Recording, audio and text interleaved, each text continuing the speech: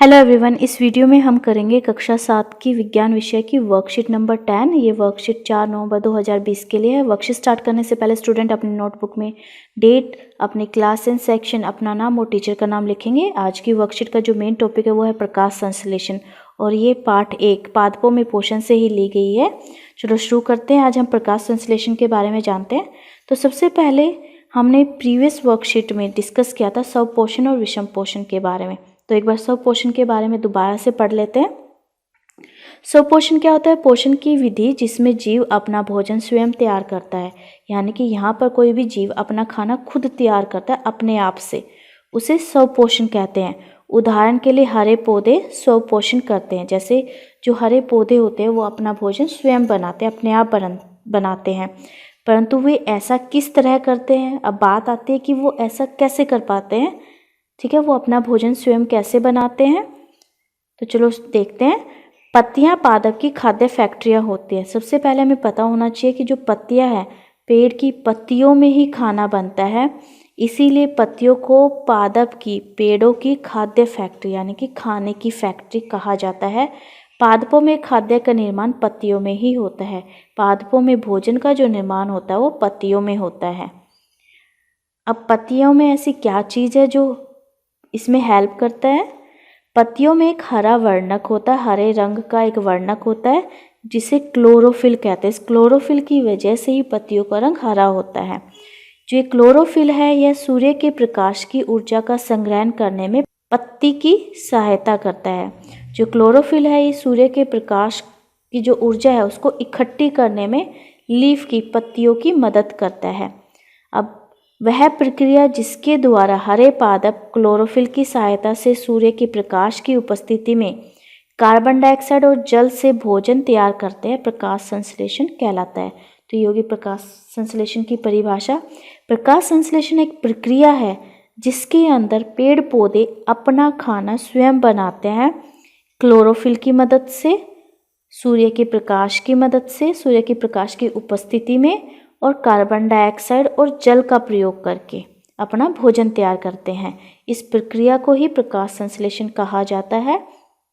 अभी carbon dioxide आती कहाँ से है पत्तियों में? हवा से। हवा से कार्बन डाइऑक्साइड पत्तियों की सतह पर मौजूद छोटे छिद्रों के माध्यम से लिया जाता है। कार्बन डाइऑक्साइड पत्तियों के अंदर हवा से जाता है और कैसे पहुँचता है? जो पत्तियाँ होते हैं इन पे छोटे छोटे छिद्र होते हैं, ठीक है। इन छिद्रों की मदद से कार्बन डाइऑक्साइड गैस अंदर जाती है। इन छिद्रों को रंध्र या स्टोमेटा कहते हैं, ठीक है।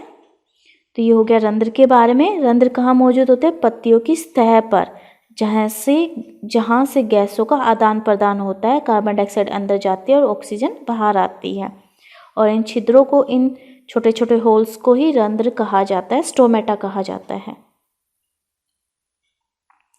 अब जल एवं खनिज कैसे पहुँचते हैं? जल एवं खनिज वाहिकाओं द्वारा, नलियों द्वारा पत्तियों तक पहुँचाए जाते हैं, जो नली के समान पादप में फैली होती है। जो ये वाहिकाएं हैं ये नली के समान पेड़ में फैली होती हैं। इनके द्वारा ही जल और खनिज यानी कि पानी और खनिज को पत्तियों तक पहुँचाया जाता है। पत्तियों द्वारा सौर ऊर्जा संग्रहित की जाती है तथा पादप में खाद्य रूप में संचित हो जाती है। पत्तियाँ क्या करती है? सौर ऊर्जा को, सूरज की जो ऊर्जा है उसको संग्रहित करती, इकट्ठी करती हैं और बाद में उसे खाद्य रूप में कन्वर्ट कर लेती है, यानी कि भोजन में परिवर्तित कर लेती है, उसको स्टोर कर लेती है, संचित कर लेती है भोजन के रूप में। अतः हम कह सकते हैं सूर्य सभी जीवित जीवों के लिए ऊर्जा का अंतिम स्रोत है। जो सूर्य है वो सभी जीवों के लिए ऊर्जा का अल्टीमेट सोर्स है। क्यों? क्योंकि जो पेड़ पौधे वो अपना खाना सूर्य की रोशनी से बनाते हैं और उसकी उपस्थिति में बनाते हैं, और हम अपने भोजन के लिए पेड़ पौधे पर निर्भर है। तो हमारे लिए भी अप्रत्यक्ष रूप से, इनडायरेक्टली, सूर्य ही क्या है? ऊर्जा का स्रोत है। अब इस चित्र को भी समझ लेते हैं बेटा। तो सबसे पहले आप देख रहे होंगे यहाँ पे ये क्या है? पौधे की पत्तियाँ हैं। कार्बन डाइऑक्साइड अंदर जाएगी रंध्रों के द्वारा, सौर ऊर्जा का प्रयोग किया जाएगा। सौर ऊर्जा को कौन ट्रैप करता है? क्लोरोफिल, जो पत्तियों में प्रेजेंट होता है, ठीक है। ये सौर ऊर्जा को संचित करता है, संग्रहित करता है। सौर ऊर्जा की उपस्थिति में जो पत्तियां हैं ये भोजन बनाएंगे, और भोजन के लिए कार्बन डाइऑक्साइड के अलावा ये जल को भी ग्रहण करेंगी। जड़ें सोख के जल और खनिज को पत्तियों तक पहुंचाएंगे। बीच में पौधे में वाहिकाएं होती है जिनकी मदद से जल और खनिज पत्तियों तक पहुंचता है। ठीक है, ये चीज़ ध्यान रखना। अब बात करते हैं, जब प्रकाश संश्लेषण होता है तो खाद्य यानी कि भोजन के साथ साथ ऑक्सीजन का भी निर्माण होता है। फिर ये ऑक्सीजन वातावरण में आएगी कहाँ से? पत्तियों में जो रंध्र होते हैं उन्हीं के द्वारा ये ऑक्सीजन बाहर निकलती है। ठीक है, प्रकाश संश्लेषण की जो प्रक्रिया होती है इसमें भोजन के रूप में कार्बोहाइड्रेट का निर्माण होता है। कौन सा कार्बोहाइड्रेट? मंड, जिसे हम स्टार्च भी बोलते हैं। ठीक है, इसका निर्माण होता है।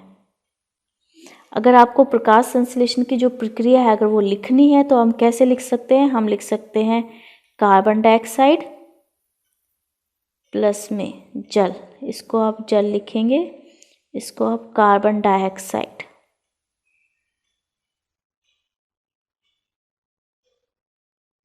ये प्रक्रिया है, इसको हम अगर दिखाना हो, दर्शाना हो तो हम कैसे दिखाएंगे? ऐसे दिखाएंगे अभिक्रिया के द्वारा। C6H12O6, ये क्या है? कार्बोहाइड्रेट, साथ में और क्या बनेगा? ऑक्सीजन और जल। और बीच में आप क्या लिखेंगे? किस किस की उपस्थिति में ये होता है? सूर्य का प्रकाश और क्लोरोफिल। इस एरो पे ये दोनों वर्ड्स आप लिखेंगे। ठीक है, क्लोरोफिल सूर्य के प्रकाश की मौजूदगी में कार्बन डाइऑक्साइड वातावरण से पत्तियों में जाएगी, जल और खनिज जड़ों से पत्तियों तक पहुंचाए जाएंगे, जड़ उन्हें अवशोषित करेंगे जमीन से और वाहिकाओं के द्वारा पत्तियों तक पहुंचेंगे। और फिर जब ये दोनों चीज़ें मिल जाएंगी तो बनेगा कार्बोहाइड्रेट C6H12O6 और ऑक्सीजन।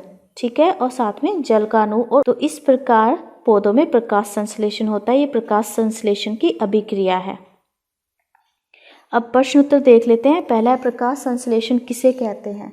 फर्स्ट क्वेश्चन है कि प्रकाश संश्लेषण किसे कहा जाता है? तो प्रकाश संश्लेषण की परिभाषा आप यहाँ से यहाँ तक लिखेंगे। ये हो गया आंसर नंबर फर्स्ट। अब रंध्र से आप क्या समझते हैं? तो रंध्र की आप परिभाषा लिखेंगे,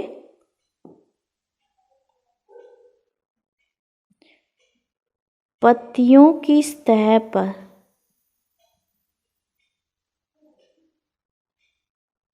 मौजूद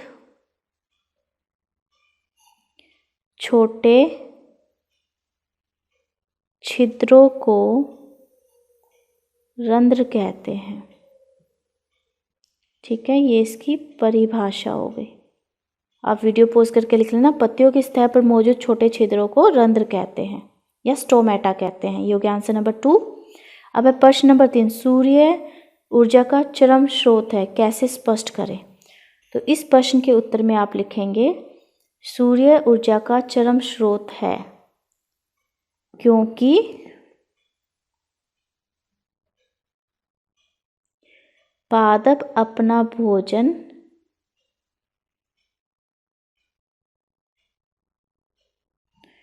सूर्य की उपस्थिति में बनाते हैं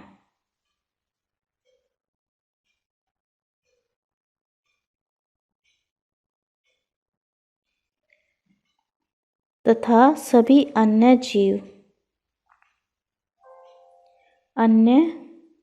जीव जंतु भोजन के लिए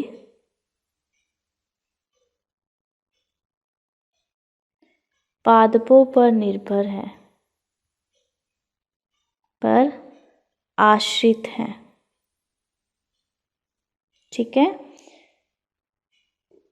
इसीलिए जो सूर्य है वो सभी जीवों के लिए ऊर्जा का अंतिम स्रोत है। अब क्वेश्चन नंबर 4 है, पत्तियां पादप की खाद्य फैक्ट्री आएगा बेटा, इस वाले ब्लैंक में खाद्य फैक्ट्री होती हैं। अब आपके लिए कोविड से रिलेटेड एक मैसेज है, कोविड के विरुद्ध लड़ाई में सुरक्षित रहने के लिए मास्क पहने। सो बेटा इस वीडियो में इतना ही। Thanks for watching this video. Please like share and subscribe my channel. Thank you.